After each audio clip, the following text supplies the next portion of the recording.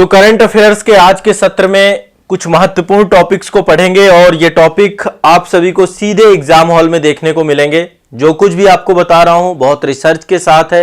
हर चीज में आपको बहुत कुछ सीखने को मिलेगा, देखने को मिलेगा, जानने को मिलेगा और एग्जाम ओरिएंटेड मिलेगा। उतना ही मिलेगा जितना एग्जाम में आएगा। बहुत ही सिस्टमेटिक तरीके से, बहुत ही जो एक कह सकते हैं कि एग्जाम ओरिएंटेड तैयारी है वो हम कर रहे हैं। तो करंट अफेयर्स के आज के सत्र में कई सारे टॉपिक यहां पे हैं। समय के साथ धीरे धीरे टॉपिक आपके कंप्लीट होते रहेंगे, ठीक है। और एक बार मैं थोड़ा सा एक चीज आप लोगों को बोलना चाहता हूं। आप देखिए कई बार क्या होता है, बीच में वॉइस का इशू आ जाता है कि वॉइस चली गई, वो कोई भी कारण हो सकता है। कई बार माइक ऑफ हो जाता है ना। ये चार्जेबल माइक है, तो आप लोग एक चीज ध्यान रखना कि हो जाएगा यदि कोई भी, तो कमेंट सेक्शन में मैं देख करके फिर से उस टॉपिक को पढ़ा दूंगा, क्योंकि वो फिर मैं उसको, कई बार होता है पढ़ाने में मैं इतना बिजी हो जाता हूं, तो इसके लिए घबराना नहीं है। सब प्रतीक्षा करेंगे, 1-2 मिनट बाद मैं कमेंट देखता रहता हूं। मेरे सामने आप सभी के कमेंट रहते हैं और सामने स्क्रीन है मेरे, उसमें कमेंट आपके चल रहे हैं। तो एटलीस्ट मैं सबके कमेंट देख रहा हूं, वहां पे देख रहा हूं कि आप लोग क्या साथ में जोड़ करके चल रहे हैं, ठीक है। तो चलिए अब क्लास स्टार्ट करते हैं। बिल्कुल भी निश्चिंत रहना है। देखिए सबसे पहला करंट अफेयर्स है आप सभी का, ये रामसर आर्द्रभूमि क्षेत्र से जुड़ा हुआ है, ठीक है। भारत में अब टोटल 75 आर्द्रभूमि क्षेत्र हो चुके हैं। अब देखिए आर्द्रभूमि क्षेत्र होते क्या है, आप देख पा रहे होंगे। ये एक इकोसिस्टम होता है, पारिस्थितिकी तंत्र होता है, जो पानी में स्थित, जो एक तरीके से दलदल हो सकता है, नदियां हो सकती हैं, झीलें हो सकती हैं, डेल्टा हो सकती हैं। आर्द्र मतलब होता है जो नमी युक्त क्षेत्र हो, उसे हम आर्द्र भूमि कहते हैं। ऐसा भूमि, ऐसा क्षेत्र जो नमी युक्त हो, आर्द्रता युक्त हो, है ना। तो ये आर्द्रता किसी दलदली क्षेत्र के तौर पे भी हो सकती है, नदियों की भी आर्द्रता हो सकती है, डेल्टाई क्षेत्रों की हो सकती है, झीलों की हो सकती है, बाढ़ वाले मैदान भी हो सकते हैं। चावल के खेत भी आपके इसके अंतर्गत आते हैं। चावल में भी आप देखते हैं ना, चावल के खेतों में जल भराव बड़े स्तर पे होता है। समुद्री क्षेत्र भी होते हैं, तालाब भी होते हैं, जलाशय भी होते हैं। ये सब कुछ आपके मिलकर के आर्द्रभूमि क्षेत्र कहलाते हैं, ठीक है। तो एक तरीके से जल और स्थल के बीच ये एक संक्रमण क्षेत्र होते हैं, एक तरीके से ये ट्रांजिशन क्षेत्र होते हैं।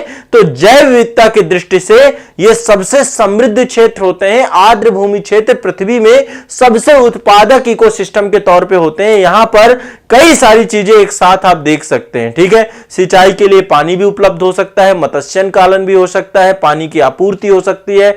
ये फिल्ट्रेशन का भी काम करते हैं, है ना, वाटर फिल्ट्रेशन का भी काम करते हैं, जैव विविधता को भी इनरिच्ड करने का काम करते हैं। तो ये आपको ध्यान में रखना है कि यह पानी के प्रवाह को भी नियंत्रित करने का काम करती हैं। तो आर्द्रभूमि क्षेत्र क्या होते हैं, नमी युक्त क्षेत्र है। नमी युक्त क्षेत्र को आर्द्रभूमि क्षेत्र के तौर पे जानते हैं। तो ये तो सबसे पहली बात है, आर्द्रभूमि क्षेत्र क्या है। अब मैं आपको दूसरा बताता हूं। अभी हाल ही में आर्द्रभूमि क्षेत्र घोषित किए गए हैं, नए रामसर स्थल घोषित किए गए हैं। रामसर स्थल के बारे में चर्चा होती है कि रामसर स्थल क्या है। देखिए ईरान में एक जगह थी रामसर, क्या है, ईरान में एक जगह थी रामसर। ये आपको दिमाग में बैठा के चलना है, ठीक है। ईरान में एक जगह है रामसर, कैस्पियन सागर से सीमा साझा करता है ईरान, आप सभी जानते हैं। 1971 पे यहां पे एक सम्मेलन हुआ। यह सम्मेलन किसके द्वारा करवाया गया, यूनेस्को के द्वारा, ठीक है। और यहां पर एक पर्यावरण संधि हुई यूनेस्को के तत्वावधान में, आर्द्र भूमियों पर एक अभिसमय हुआ। इसके तहत जो है आपका, इसका नाम रामसर संधि रखा गया है। और इसके तहत किया क्या जाता है, इसके तहत आर्द्र भूमियों का संरक्षण किया जाता है। क्या किया जाता है, आर्द्र भूमियों का संरक्षण किया जाता है रामसर स्थल के तहत। तो अब 1971 में आर्द्र भूमियों के संरक्षण के लिए ईरान शहर में क्या हुआ था, एक सम्मेलन हुआ था और इस समझौते को 1975 में प्रभावी किया गया था। 1971 में सम्मेलन हुआ, ठीक है। 1971 में सम्मेलन हुआ आपका, 1971 में सम्मेलन, 1975 में प्रभावी हुआ। यदि हम भारत की बात करें तो भारत जो है आपका 1982 में इस अभिसमय में शामिल हुआ। 1982 में भारत भी रामसर कन्वेंशन के तहत शामिल हो गया। किसमें शामिल हो गया, रामसर कन्वेंशन के तहत शामिल हो गया, ठीक है। अभी देखिए यदि हम पूरे विश्व की बात करें तो विश्व में लगभग 2400 से ज्यादा आपकी रामसर स्थल हैं। टोटल कितने हैं, 2400 से ज्यादा। भारत की बात करें तो भारत में अगस्त 2022 तक, अपडेटेड डेटा यह है आपका, आजादी के अमृत महोत्सव हमने मनाया था अगस्त 2022 में, ठीक है। आजादी के कितने वर्ष पूरे हुए थे 2022 में, 75। तो रामसर स्थल अभी कितने हो गए हैं? 75। 75 रामसर स्थल भारत में हो चुके हैं, 75 आर्द्रभूमि क्षेत्र हो चुके हैं। 75वां रामसर स्थल जो आपका है वो आपका जम्मू कश्मीर में है, सालबुग आर्द्रभूमि क्षेत्र। अभी मैं वो दिखा दूंगा, चर्चा कर दूंगा, ठीक है। तो देखिए ये थोड़ा सा आप देखिए यहां पर एक जो है ज्योग्राफी, वर्ल्ड ज्योग्राफी से जुड़ा हुआ आपका एक सेशन आप कह सकते हैं, एक टॉपिक है ये कि कैस्पियन सागर से कौन कौन से देश सीमा साझा करते हैं। चूंकि यहां पे रामसर की बात हुई है तो देखिए कैस्पियन सागर से सीमा साझा करने वाले में एक तो कजाकिस्तान है आपका, ये मध्य एशियाई देश है कजाकिस्तान। इधर रूस है आपका, ठीक है। रूस ब्लैक सागर से भी सीमा साझा करता है, कैस्पियन सागर से भी करता है। तो कजाकिस्तान हो गया आपका, रूस हो गया, ठीक है। कजाकिस्तान हो गया, रूस हो गया। यहां पे देखिए अजरबैजान है, इसकी राजधानी बाकू है। अजरबैजान देखिए, इसकी बाकू जो राजधानी है ना वो कैस्पियन सागर के तट पे ही अवस्थित है आपकी, ठीक है। इसके बाद आपका ये ईरान हो गया और ये तुर्कमेनिस्तान हो गया। तो टोटल 5 कंट्रीज हैं आपकी, ये 5 कंट्री आपकी सीमा साझा करती हैं कैस्पियन सागर से। ये एग्जाम में क्वेश्चन कई बार पूछता है, आपको पता होना चाहिए, ठीक है। बाकी इससे जुड़ा हुआ कि कौन कौन से सागर आपके सीमा साझा करते हैं किस देश से, इसके लिए मैंने एक डिटेल वीडियो बनाया है आजाद आईएएस एकेडमी में। एक बार आप सर्च करिएगा वर्ल्ड ज्योग्राफी के टॉपिक के अंतर्गत, ब्लैक सागर, अरल सागर, अजोब सागर, बाल्टिक सागर, भूमध्य सागर, सारे सागर जितने भी हो सकते हैं सभी सागरों को, रेड आपका लाल सागर, सभी के साथ सीमा साझा करने वाले देशों को मैंने एक लिस्ट आपकी वहां पे करवाई है। तो यहां पे थोड़ा सा चर्चा आपकी डिस्कस कर लेते हैं। तो देखिए भारत में स्वतंत्रता के 75 वर्ष पूरे हुए हैं। 75 वर्ष में टोटल भारत में 75 रामसर स्थल हो चुके हैं। कितने हो चुके हैं? 75 रामचंद्र स्थल, ठीक है। अभी जो है अगस्त 2022 में आपके 11 आर्द्रभूमि और जोड़े गए थे। देखिए एक बार थोड़ा सा मैं आपको यहां पे एक दिखा देता हूं, ये आप एक डेटा देख लीजिए। ये थोड़ा इंपॉर्टेंट है क्योंकि देखो मेंस ओरिएंटेड भी टॉपिक है आपका, इसलिए मैं थोड़ा सा इस पे जोर ज्यादा दे रहा हूं। मैं एक एक पॉइंट आपके क्लियर करा दूंगा। ये देखिए रामसर स्थल भारत जो है आपका जुड़ा 1982 में जुड़ा है। तो तब से लेके अब तक कितने हो चुके हैं भारत में रामसर स्थलों की बात करें, तब से लेके अब तक कितने हो चुके हैं? देखिए 1981 में पहली बार जो है ये आपके बनाए गए थे और इसके तहत 2 थे आपके, ये स्थलों की संख्या 2 आपकी थी। इसके बाद 1990 में 4 थी टोटल, 2002 में आपकी 13 थी, 2005 में 6 थी। तो इस तरीके से आप देखेंगे तो टोटल आपके 1981 से लेकर 1981 से लेकर 2013 तक आपके क्या थे? टोटल 26 स्थल थे।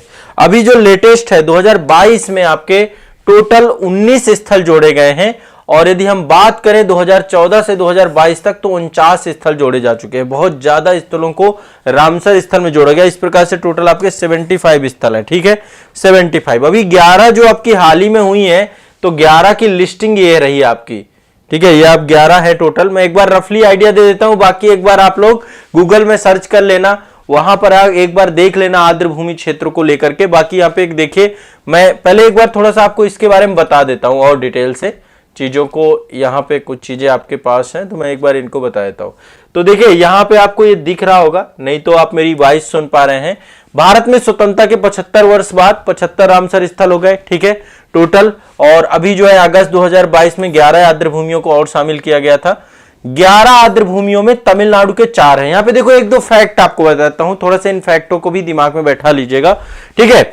सबसे ज्यादा जो रामसर स्थल है ना आपके अभी तक में, सबसे ज्यादा रामसर स्थल वो आपके कहां पे है? तमिलनाडु में। तमिलनाडु में सबसे ज्यादा है रामसर स्थल। कहां पर है ये लिख लीजिए।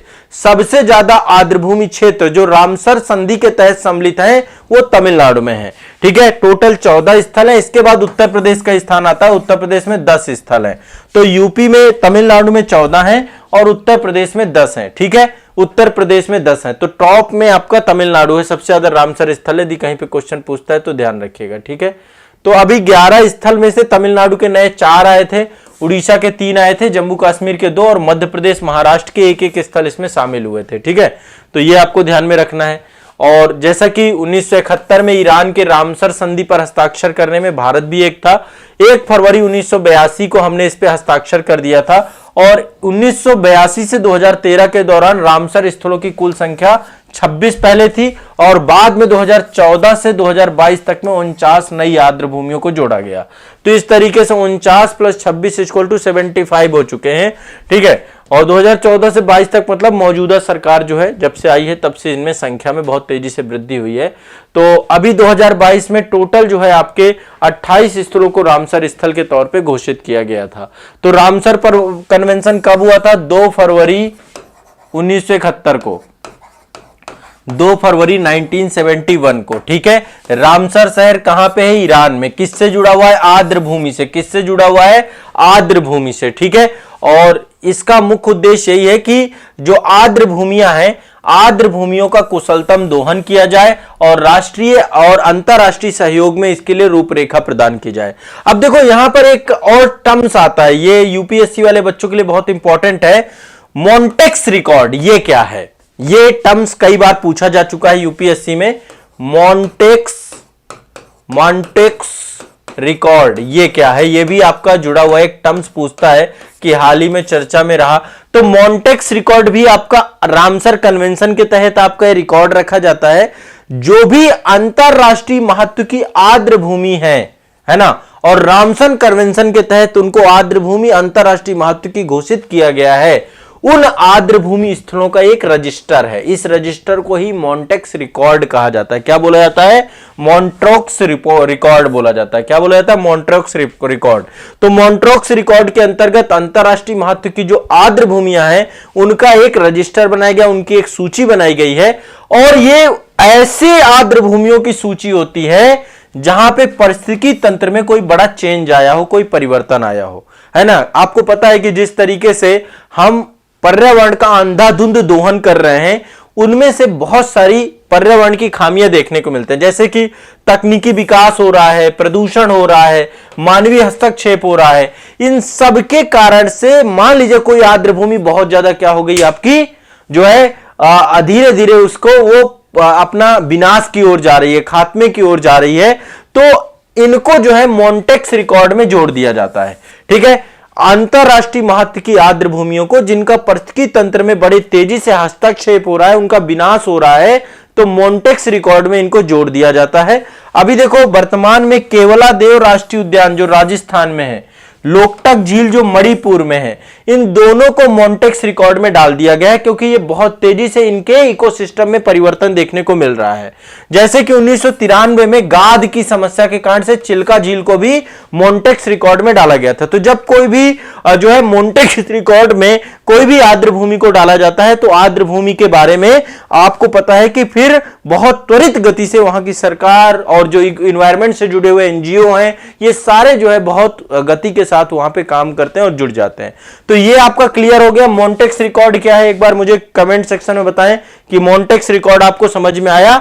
मॉन्टेक्स रिकॉर्ड अंतरराष्ट्रीय महत्व की आर्द्र भूमियों की ऐसी सूची है जिस सूची में जो आर्द्र भूमियों का पारिस्थितिकी तंत्र जो है संकटग्रस्त है, जहां पे मानवीय हस्तक्षेप, तकनीकी विकास, प्रदूषण के कारण से वो जो है आर्द्र भूमि आपकी संकटग्रस्त अवस्था में पहुंच गई है, तो उस आर्द्र भूमि में क्या है, उसको जो है विनाश होने की संभावना है, कुछ भी है तो मॉन्टेक्स रिकॉर्ड के अंतर्गत रखा जाता है। ठीक है, ये आपको ध्यान रखना है, इससे बहुत इंपॉर्टेंट है। तो जब चिल्का झील को रखा गया था 1993 में, भारत सरकार के द्वारा गाद की समस्या का समाधान किया गया था और 2002 में इसे हटा दिया गया था। तो मतलब फिर सरकारें उसी गति से काम करती हैं क्योंकि ये आपको बताता है कि आपके यहां पे ये स्थिति है। तो आर्द्र भूमि क्या है? मैग्रोव वन होते हैं ना, खारा जाला, जो आपके समुद्री वनस्पतियां होती हैं, समुद्री जल में उगने वाली वनस्पतियां, खारे पानी में उगने वाली लवणीय वनस्पतियां, मैग्रोव वनस्पतियां आपकी हैं। कोई दलदल है, कोई नदियां हैं, झीलें हैं आपकी, कृत्रिम और प्राकृतिक दोनों प्रकार की होती हैं। डेल्टाई क्षेत्र है जहां पे पानी आपका होता है, बाढ़ के मैदान है, बाढ़ के जंगल हैं, चावल के खेत हैं, प्रवाल भित्तियां भी आती हैं इसके अंतर्गत आर्द्र भूमि में। ठीक है, चावल के खेत आर्द्र भूमि क्षेत्र में आते हैं, ये क्वेश्चन आपका पूछा गया है एक बार, तो आप ध्यान रखिएगा। बाढ़ है बाढ़ के मैदान है, चावल के खेत हैं, प्रवाल भित्तियां हैं, समुद्री क्षेत्र हैं जहां पे जो है निम्न ज्वार आते हैं, ज्यादा गहरे नहीं होते, ये सब आपके आर्द्र भूमि के अंतर्गत जोड़े जा सकते हैं। आर्द्र भूमि में नदी, चैनल, धान के खेत। ठीक है, यहां पे एक चीज और ध्यान रखिएगा, जहां वाणिज्यिक गतिविधियां होती हैं, ठीक है, भारत सरकार ने क्या किया है, ये तो देखिए अंतरराष्ट्रीय परिभाषा है आपकी आर्द्र भूमि के अंतर्गत, लेकिन भारत सरकार की परिभाषा में नदी को आर्द्र भूमि नहीं रखा गया है। जबकि नदी क्या है, वहां पे भी देखें तो स्थल और जल दोनों का संक्रमण क्षेत्र है, लेकिन भारत सरकार की परिभाषा के अंतर्गत नदी नहीं आता है, धान भी नहीं आता है, धान का खेत भी नहीं आता। क्यों? क्योंकि धान के खेत को भारत सरकार कहती है कि वाणिज्यिक गतिविधि हो रही है। वाणिज्यिक गतिविधि मतलब ये जो है खेती के लिए पानी का जल भराव किया जा रहा है एक सर्टेन टाइम पीरियड के बाद, उसके बाद फिर से यहां पे जब दूसरी फसल ली जाएगी तो उस खेत में जो है वो पानी का स्तर खत्म हो जाएगा। तो धान के खेत को भारत सरकार के द्वारा जो है आर्द्र भूमि क्षेत्र के अंतर्गत नहीं रखा गया है, ठीक है। और जो अन्य क्षेत्र हैं जहां पे वाणिज्यिक गतिविधि होती हो, तो यह भी ध्यान रखिएगा, चैनल मतलब जल संधि, कोई यदि जल संधि है तो जल संधि को भी भारत सरकार के द्वारा आर्द्र भूमि क्षेत्र के अंतर्गत नहीं रखा गया है, ठीक है। तो इसके लिए भारत सरकार ने एक अधिनियम पारित किया है, आर्द्र भूमि संरक्षण प्रबंधन नियम 2017, आर्द्र भूमि संरक्षण और प्रबंधन नियम 2017। इसमें आर्द्र भूमि को नमी युक्त, दलदली और पानी के क्षेत्र के रूप में परिभाषित किया गया है, जिसमें प्राकृतिक या कृत्रिम, मानव निर्मित, स्थायी या अस्थायी, स्थिर या प्रवाहित जल, ताजा जल, खारे पानी, समुद्री जल आदि को शामिल किया गया है, जिनकी गहराई निम्न ज्वार या 6 मीटर से अधिक नहीं होनी चाहिए। मतलब कि कोई भी स्थल क्षेत्र जहां पे जल भराव 6 मीटर से ज्यादा नहीं है, वो आपका आर्द्र भूमि क्षेत्र के तौर पे माना जा सकता है, ठीक है। ये आपको दिमाग में बैठा लेना है। तो आर्द्र भूमि संरक्षण और प्रबंधन नियम 2017 भारत सरकार भारतीय संसद के द्वारा पारित किया गया, जिसमें नमी युक्त, दलदली पानी का वह क्षेत्र है जिसमें प्राकृतिक या कृत्रिम, मतलब कि या तो नेचुरली या तो मानव निर्मित, स्थायी या अस्थायी, परमानेंट या टेम्परेरी, स्थिर या प्रवाहित जल, पानी रुका हुआ है या पानी आगे बढ़ रहा है, ताजा जल हो सकता है, खारा जल हो सकता है, समुद्री जल हो सकता है, इन सबको इसमें जोड़ा गया, जिनकी गहराई निम्न ज्वार पर 6 मीटर से अधिक नहीं होनी चाहिए। यह आपका जो है आपका आर्द्र भूमि संरक्षण और प्रबंधन नियम के तहत इसको शामिल किया गया, ठीक है। लेकिन किसको शामिल नहीं किया गया? नदी को नहीं जोड़ा गया, धान का खेत नहीं है, कृत्रिम जल निकाय नहीं, विशेषकर पेयजल के लिए भारत सरकार बहुत सारे कृत्रिम सोर्सेज बनाती है आपकी, वो भी नहीं है। जलीय यदि एक्वाकल्चर करते हैं हम, जलीय खेती करते हैं, वो भी नहीं होगा। नमक उत्पादन का काम किया जाता है, आप देखेंगे कई बार तटीय क्षेत्रों में नमक का उत्पादन किया जाता है, यह भी आर्द्र भूमि क्षेत्र में नहीं आएगा। मनोरंजन, सिंचाई के उद्देश्य से निर्मित संरचनाओं को आर्द्र भूमि के अंतर्गत शामिल नहीं किया गया है। यह आपका भारत सरकार के द्वारा जो अधिनियम पारित किया गया उसके तहत है, ठीक है। तो एक बार ये आपको ध्यान में रख लेना है, क्या क्या नहीं है, क्या क्या नहीं है, इसको ध्यान में रखिए। आदित्य चौधरी जी कह रहे सर जी नमस्कार, आप मेंस के लिए पढ़ा रहे हैं क्या, बताइए। नहीं, ये प्रीलिम्स ओरिएंटेड है, मेंस के लिए नहीं है। प्री में तो सीधा सीधा क्वेश्चन आपका आर्द्र भूमि से पूछता है, ठीक है। रामसर कन्वेंशन से क्वेश्चन आता है आपका प्रीलिम्स में, यूपीएससी में पूछता है सीधा सीधा क्वेश्चन, ठीक है। तो ये आपको पहले लिख लेना क्या नहीं है, बाकी सब कुछ है। क्या नहीं है? नदी चैनल नहीं है, धान का खेत नहीं है, कृत्रिम जल निकाय नहीं है। कृत्रिम जल निकाय समझ रहे हैं, भारत सरकार बहुत सारे ऐसे कृत्रिम जल निकाय बनाती है, बहुत सारी नहरें बनाती है, बहुत सारे जो है बड़े बड़े तालाब बनवाती है। तो जो पेयजल के समस्या के समाधान के लिए चीजें हो, ये आपके आर्द्र भूमि नहीं है, ठीक है। तो ये दिमाग में बैठा के रखिएगा, नदी, धान के खेत, कृत्रिम जल निकाय विशेषकर जो पेयजल के लिए है, जहां पे एक्वाकल्चर होता है, जलीय खेती होती है, वो भी नहीं है। नमक उत्पादन क्षेत्र नहीं है, मनोरंजन नहीं है, सिंचाई के उद्देश्य से निर्मित संरचनाओं को आर्द्र भूमि के अंतर्गत शामिल नहीं किया जाता है, तो यह ध्यान रखिएगा। अब हम जहां पे बात करते हैं कि भारत में आर्द्र भूमि की स्थिति क्या है, भारत में जो आर्द्र भूमि है वो कुल भौगोलिक क्षेत्र का 6.4% है। कितना? टोटल उसका 6.4%, ठीक है। भारत में भारतीय अंतरिक्ष अनुसंधान संगठन इसरो के द्वारा बताया गया है कि आर्द्र भूमि क्षेत्र टोटल आपकी 1,52,600 वर्ग किलोमीटर में भारत में फैली हुई है। तो टोटल परसेंटेज याद रखना है कि विश्व की जो आर्द्र भूमि की टोटल क्षेत्र उसका 6.4% भारत में है, ठीक है। और यह भी आपको ध्यान में रखना है। देश के कुल उसका कितना है? 4.63%। देश के कुल क्षेत्रफल का 4.63% है, ठीक है। तो ये रामसर साइट से जुड़ी हुई काफी जानकारी आप सभी को मैंने दी। अब मैंने जैसे कि आपको बताया कि 2022 तक में ये संख्या आपकी 75 पहुंच चुकी है।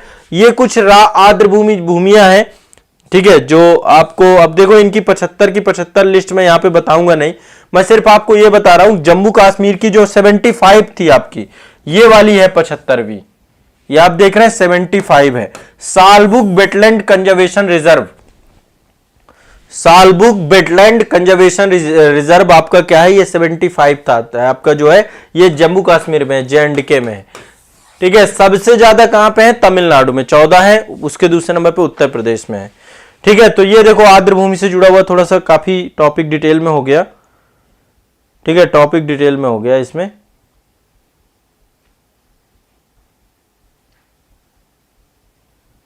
ऑल क्लियर सभी को, सभी को ये क्लियर है, ये रामसर जल संधि से जुड़ी हुई चीजें एक बार मुझे कमेंट में बताएं। ठीक है, कमेंट में बताएं। 75 हो चुकी हैं। सालबुक आर्द्रभूमि क्षेत्र 75वीं आपकी जल संधि, वो आर्द्रभूमि क्षेत्र है, माफ करिएगा आर्द्रभूमि क्षेत्र। ठीक है, आर्द्रभूमि क्षेत्र से जुड़े हुए 2-3 पॉइंट और आपको बता देता हूं। भारत का सबसे बड़ा आर्द्रभूमि क्षेत्र सुंदरवन का डेल्टा है। सुंदरवन वेटलैंड एरिया जो पश्चिम बंगाल में पड़ता है वो सबसे बड़ा है, सबसे बड़ा है। कितना है, सुंदरवन वेटलैंड क्षेत्र सबसे बड़ा आपका ये है। ठीक है, दूसरा, सबसे पहला रामसर स्थल कौन सा था, सबसे पहला रामसर स्थल चिल्का झील है आपका।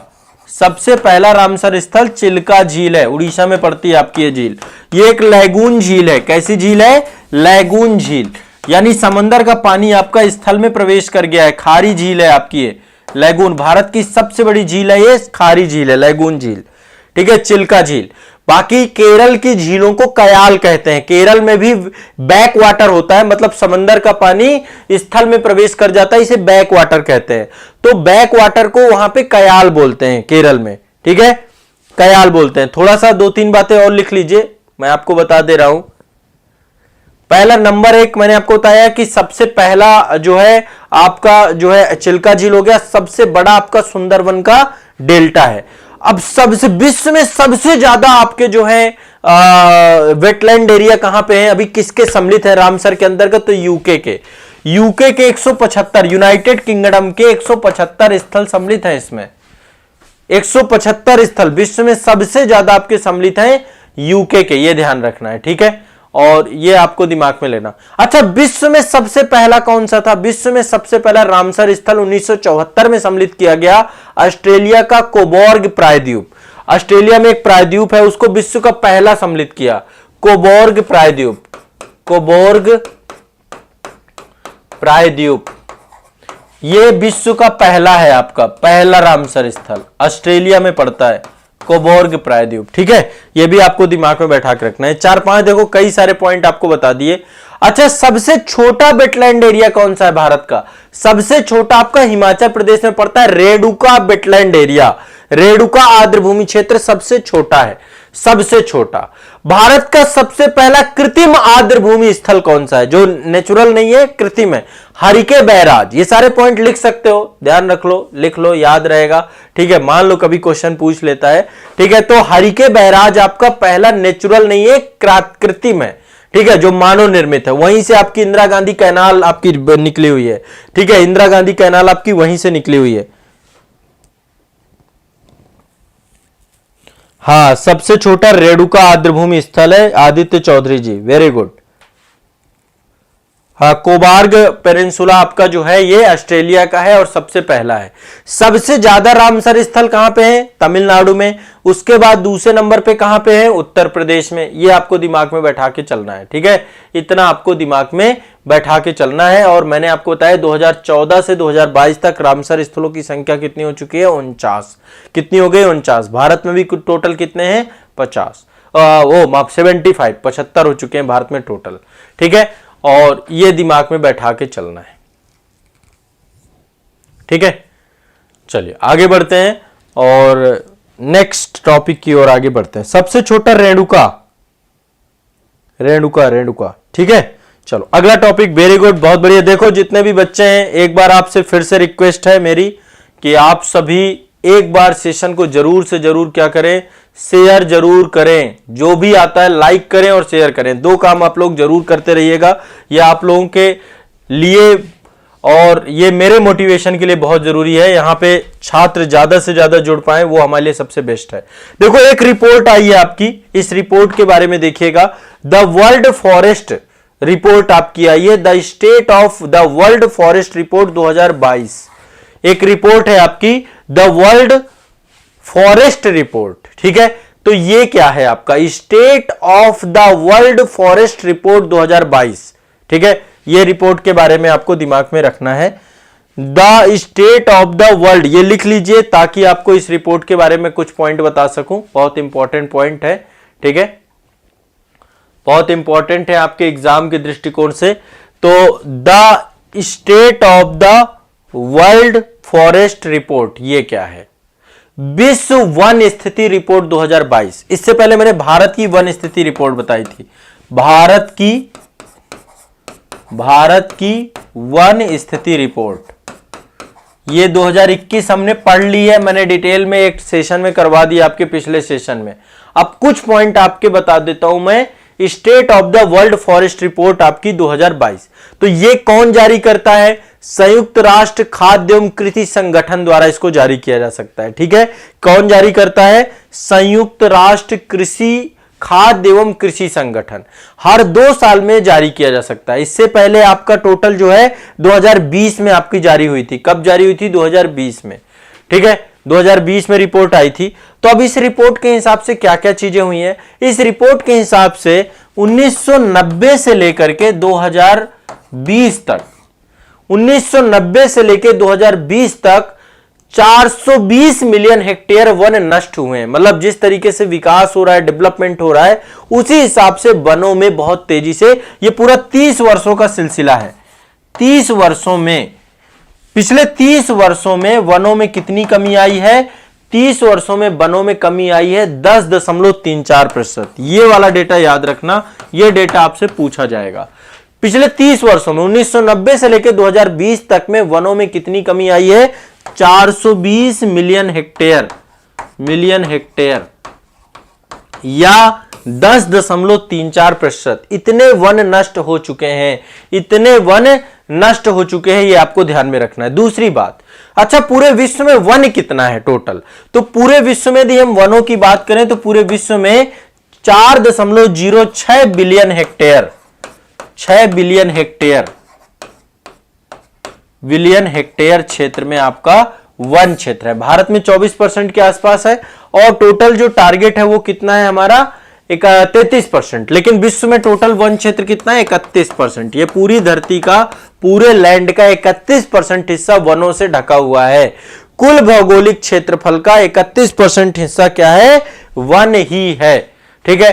तो एक चीज और आपको ध्यान रखिएगा, ये रिपोर्ट ये भी बताती है कि 140 से अधिक देशों का वन जो है 2030 तक समाप्त हो जाएंगे, खत्म हो जाएंगे। जिस गति से वनों को काटा जा रहा है, फॉरेस्ट एरिया को काटा जा रहा है, उसके अनुसार 140 से अधिक देशों में 2030 तक वनों को समाप्त कर दिया नहीं, वनों को समाप्त नहीं, वन हानि को समाप्त करने की घोषणा की गई। बहुत तेजी से, माफ करिएगा यहां पे थोड़ा सा, यहां पे मैंने बोल दिया वनों को समाप्त करना, ऐसा नहीं है। वनों को समाप्त करना नहीं, वनों में जो इस तरीके से वनों को काटा जा रहा है, बहुत तेजी से वनों की हानि हो रही है, इसको समाप्त करने की। वन समाप्त हो जाएंगे तो सब खत्म हो जाएगा, है ना। तो इस रिपोर्ट के अनुसार 140 से अधिक देशों ने प्रतिबद्धता जारी की है कि 2030 तक वो क्या करेंगे? वनों की जो हानि हो रही है बहुत तेजी से, इस हानि को वो समाप्त कर देंगे और बहुत तेजी से ट्री प्लांटेशन या फिर आपका फॉरेस्ट एरिया को बढ़ाने का प्रयास किया जाएगा। तो ये भी आपको ध्यान में रखना है। टोटल कितना? 10.34% वनों को नष्ट हुआ है। कब से? 30 वर्षों में, 1990 से 2020 तक में विश्व में टोटल कितना वन है आपका? 31% के आसपास वन है, ठीक है। ये आपको 2-3 पॉइंट है इसमें, ये 2-3 पॉइंट ही इंपॉर्टेंट है, 2-3 पॉइंट आपको पता होना चाहिए। अब देखो, आज मैंने कुछ आपकी नियुक्तियां ले ली हैं, मतलब कुछ साथ में, ये साथ साथ ये भी करते जाएं। पिछले सेशन में भी मैंने आपकी कुछ नियुक्तियां करवाई थी। नियुक्तियां मैं एक साथ नहीं करवा रहा हूं, थोड़ा थोड़ा करके करवा रहा हूं ताकि आपको नियुक्तियों में कोई दिक्कत ना हो। तो यहां पे अभी बहुत सारी कुछ नियुक्तियां आपको बताने जा रहा हूं, आप लोग सारी नियुक्तियों को ध्यान से रखिएगा, ठीक है। 4-5 बड़ी नियुक्तियां आपको मैं बताने जा रहा हूं, तो आप लोग एक एक करके सारी नियुक्तियों के बारे में लिख लीजिए, ठीक है। सबसे पहली नियुक्ति ये सेना से जुड़ी हुई है, ये रट जाना चाहिए, आपको पता होना चाहिए। हेडिंग डाल लीजिएगा नियुक्तियां वर्तमान में कौन क्या है। मैंने एक लिखवाया था पिछले सेशन में, काफी सारी नियुक्तियां, उन्हीं पे वहीं पे एक अलग से एक पेज बना लीजिएगा आप नियुक्तियों का, ठीक है सभी लोग। तो देखिए सबसे पहले बात करते हैं कि भारत में सेना में सबसे पहले पर्सन है भारत के chief of defence staff, CDS की बात है, ठीक है। चीफ ऑफ डिफेंस स्टाफ कौन है भारत के, सीडीएस कौन है, चीफ ऑफ डिफेंस स्टाफ कौन है, तो ये है हमारे अनिल चौहान साहब। कौन है, जनरल अनिल चौहान। जनरल अनिल चौहान भारत के अभी चीफ ऑफ डिफेंस स्टाफ है हाल फिलहाल में, ठीक है। इसके बाद बात करते हैं सेना अध्यक्ष। सेना अध्यक्ष 3 है आपके, नौसेना अध्यक्ष, वायुसेना अध्यक्ष, थल सेना अध्यक्ष। हमारे जो थल सेना अध्यक्ष हैं, सेना प्रमुख हैं, जो थल सेना प्रमुख हैं वो है जनरल मनोज पांडे जी। जनरल मनोज पांडे जी भारत के 29वें थल सेना प्रमुख हैं। आपको पता है भारत का सर्वोच्च सेनापति भारत के राष्ट्रपति होते हैं, भारत का सर्वोच्च सेनापति भारत के राष्ट्रपति होते हैं। तो 3 सेनाओं में से थल सेना के प्रमुख मनोज पांडे जी हैं, याद कर लीजिए 29वें नंबर के हैं, 29th है ना, ये ध्यान रखना है। इसके बाद चलते हैं आगे, जोड़ते हैं, आगे है वायुसेना प्रमुख भारत के, तो वायुसेना प्रमुख है विवेक राम चौधरी, ठीक है, BR चौधरी, ठीक है। एयर चीफ मार्शल इनके आगे लगता है हमेशा। और एक चीज ध्यान रखिएगा, जब भी हम थल सेना प्रमुख की बात करेंगे तो उनके आगे जनरल रखता है, क्या लगता है, ये रैंक है आपकी, सबसे बड़ी रैंक है जनरल। तो जनरल मनोज पांडे है ना, पूरा नाम है जनरल मनोज पांडे जी, भारत के 29वें जो है आपके थल सेना प्रमुख है। दूसरे एयर चीफ मार्शल जो हमारे देश के हैं वो है BR चौधरी, पूरा नाम इसका नाम विवेक राम चौधरी, ये भारत के 27वें एयर चीफ मार्शल है अभी तक में, 27वें, ये भी आपको पता रखना है। दूसरा जो हमारे नौसेना प्रमुख है ये है एडमिरल R हरि कुमार। नौसेना प्रमुख कौन है, एडमिरल R हरि कुमार, ठीक है। तो ये भी आपको ध्यान में रखना है, एडमिरल R हरि कुमार, ये भारत के 25वें एडमिरल है या नौसेना प्रमुख है, ठीक है। जो एडमिरल है ये नौसेना की सबसे बड़ी रैंक है, एयर चीफ मार्शल वायुसेना की सबसे बड़ी रैंक है, और थल सेना में जनरल आपको लगाया जाता है। ये आपको दिमाग में बैठा के रखना है, क्लियर है, स्पष्ट है। अब कुछ और नियुक्तियां देख लेते हैं, 5-6 नियुक्तियां लिखवा देता हूं, एक बार नियुक्तियां लिख लेना, कुछ लिस्ट बना लो नियुक्तियों की। पहले लिख लीजिए भारत के लोकपाल अध्यक्ष कौन है। लोकपाल पता है ना, भारत में लोकपाल का जो है पिनाकी चंद्र घोष पहले थे, अभी इस समय कौन है, भारत के वर्तमान लोकपाल हैं आपके प्रदीप कुमार मोहंती, नाम लिख लीजिएगा, न्यायमूर्ति प्रदीप कुमार मोहंती। शायद पिछले सेशन में मैंने बताया था, एक बार फिर से आप इसको रिपीट कर लीजिए, रट लीजिए। भारत के लोकपाल है न्यायमूर्ति प्रदीप कुमार मोहंती। कौन है, न्यायमूर्ति प्रदीप कुमार मोहंती, ये आपको ध्यान में रखना है। मुख्य चुनाव आयुक्त मैंने आपको बताया था, मुख्य चुनाव आयुक्त राजीव कुमार है, 25वें मुख्य चुनाव आयुक्त हैं आपके। कौन है, 25वें मुख्य चुनाव आयुक्त है।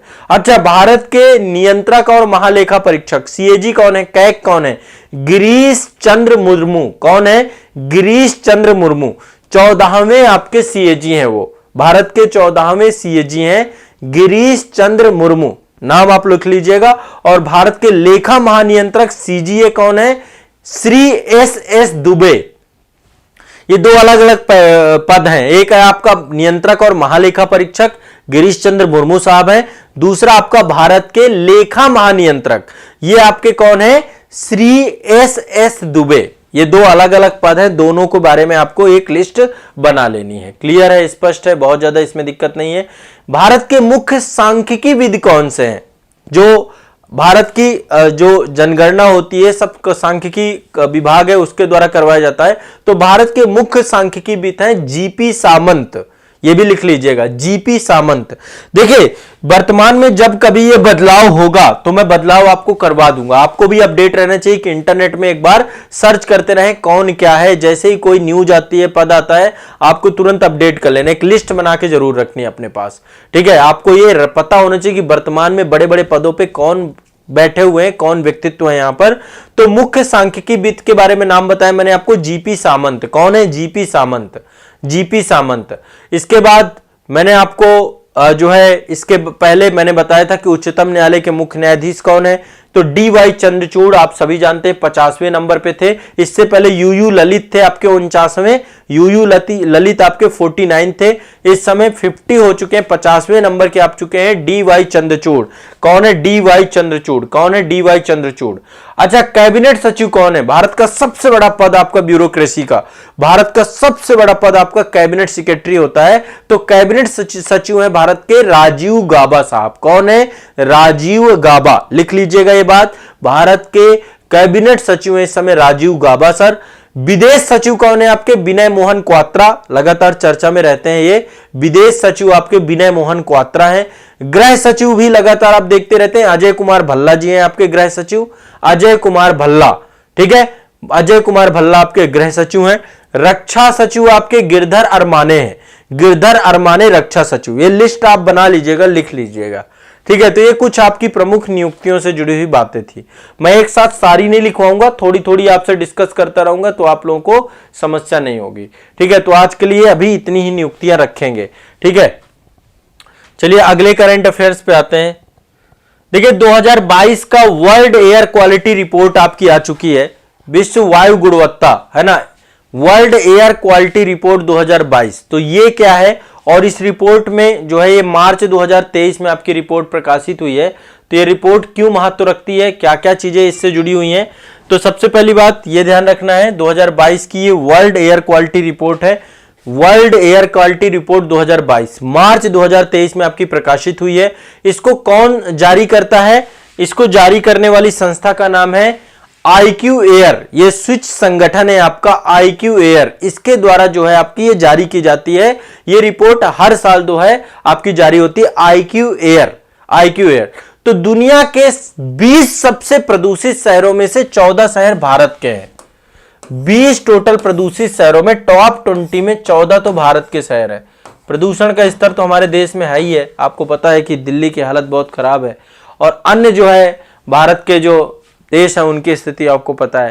तो देखो सबसे पहली बात, विश्व के सबसे प्रदूषित देशों की बात करें तो यहां पे एक लिस्ट है, ये है आपका विश्व वायु गुणवत्ता report, world air quality report 2022। कब जारी हुई? मार्च 2023 में। यह रिपोर्ट लगभग जो है कई सारे 131 देशों के PM 2.5 डेटा पर आधारित है।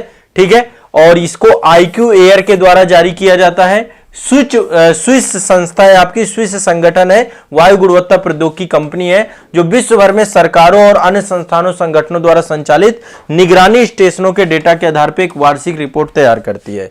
तो PM 2.5 ये आपके जो है एक प्रकार का वायुमंडलीय कण है आपके, जिनका व्यास 2.5 माइक्रोमीटर होता है या उससे कम होता है।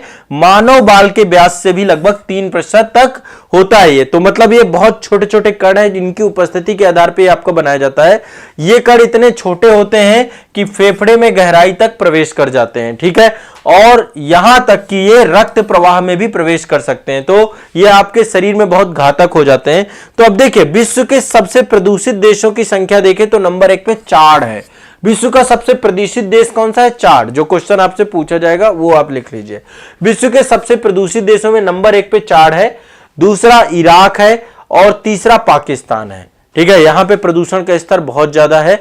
भारत की रैंकिंग करें तो भारत हमारा 8वें नंबर पे आता है, भारत आपका 8वें नंबर पे है। तो दो डेटा आप लिख लीजिए, विश्व का सबसे प्रदूषित देश आपका कौन सा है? चाड, और भारत आपका 8वें नंबर पे है, 8वें स्थान पे भारत है। ठीक है, टॉप 3 में चाड, इराक और पाकिस्तान।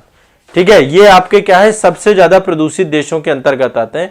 यदि हम प्रदूषित शहरों की बात करें कि सबसे प्रदूषित शहर कौन सा है, सबसे प्रदूषित शहर में नंबर 1 में लाहौर है, पाकिस्तान का ये शहर है लाहौर।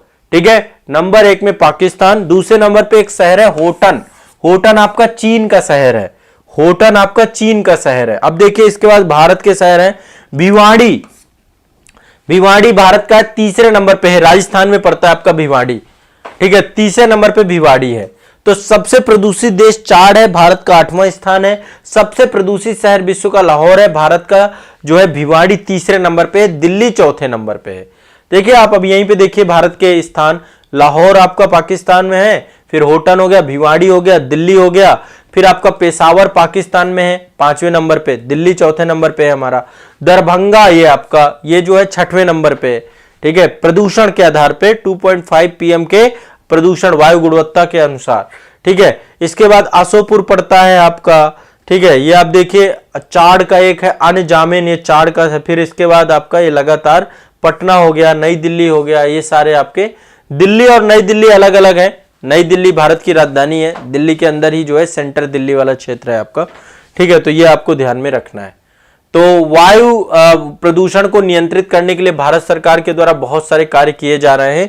एक तो भारत सरकार ने जो है सफर प्रणाली चालू की है, वायु गुणवत्ता और मौसम पूर्वानुमान अनुसंधान प्रणाली सफर, ये एप्लीकेशन है। दूसरा, भारत सरकार भी वायु गुणवत्ता सूचकांक जारी करती है। वायु गुणवत्ता प्रबंधन के लिए एक आयोग बना लिया गया है। और एक जो है टर्बो हैप्पी सीडर मशीन भी आपकी, ये सब आपकी वायु गुणवत्ता को नियंत्रित करने वाले भारत सरकार की पहले हैं। ठीक है, तो ये आपका करंट अफेयर से जुड़े हुए आज के प्रमुख टॉपिक थे। ठीक है, ये आपको दिमाग में बैठा के रखना है। तो आज के लिए इतना ही रखेंगे, इतने टॉपिक ही रखेंगे। आज के लिए इतना ही टॉपिक रखते हैं। देखिए आज मैंने क्या क्या करवा दिया। एक तो आर्द्र भूमि वाला टॉपिक आपका था, बहुत इंपॉर्टेंट टॉपिक था, वो आपको जानना चाहिए था आर्द्र भूमि वाला, तो आर्द्र भूमि वाला मैंने आपका करवा दिया। दूसरे नंबर पे एक रिपोर्ट है आपकी वर्ल्ड फॉरेस्ट रिपोर्ट, ये भी मैंने आपकी करवा दी। वर्ल्ड फॉरेस्ट रिपोर्ट के बाद कुछ प्रमुख नियुक्तियों के बारे में बताया, इनको रट लीजिएगा, है ना। कैबिनेट सचिव राजीव गापा है, विदेश सचिव विनय मोहन क्वात्रा हैं, गृह सचिव अजय कुमार बल्ला हैं, रक्षा सचिव आपके गिरधर अरमाने हैं, ये आपको पता होना चाहिए। ठीक है, और एक दो लिख लीजिए, वित्त सचिव आपके टीबी सोमनाथन है। वित्त सचिव कौन है? टीबी सोमनाथन। वित्त सचिव ये मतलब जो मंत्रालय वाइज सबसे बड़े पद हैं आपके सचिव के, सेक्रेटरी के, है ना। और राजस्व सचिव आपके संजय मल्होत्रा है। ठीक है, ये कुछ नाम आप लिख लीजिए। इसके बाद मैंने आपको बताया कि भारत के जो नियंत्रक महालेखा परीक्षक है गिरीश चंद्र मुर्मू है। ठीक है, 14वें नंबर के सीएजी हैं। और भारत के लेखा महानियंत्रक है सीजी है, वो आपके श्री एस दुबे साहब हैं। ठीक है, और सांख्यिकीविद, भारत के मुख्य सांख्यिकीविद आपके कौन है? जीपी सामंत है। कौन है? जीपी सामंत। ठीक है, तो आज के लिए बाकी अध्यक्ष मैंने आपको बता दिए, सेना अध्यक्ष जितने भी हैं ये सारे आपको भी लिखवा दिए। तो आज के लिए इतना ही रखेंगे, बाकी हम लोग नेक्स्ट सेशन में करेंगे। ठीक है, आज के लिए इतना ही रखते हैं करंट अफेयर्स में, बाकी कल करेंगे। चीजों को हम रेगुलर निरंतर चीजों को लेकर के चल रहे हैं, आप लोग भी रेगुलर रहिए। जितना मैं पढ़ा दे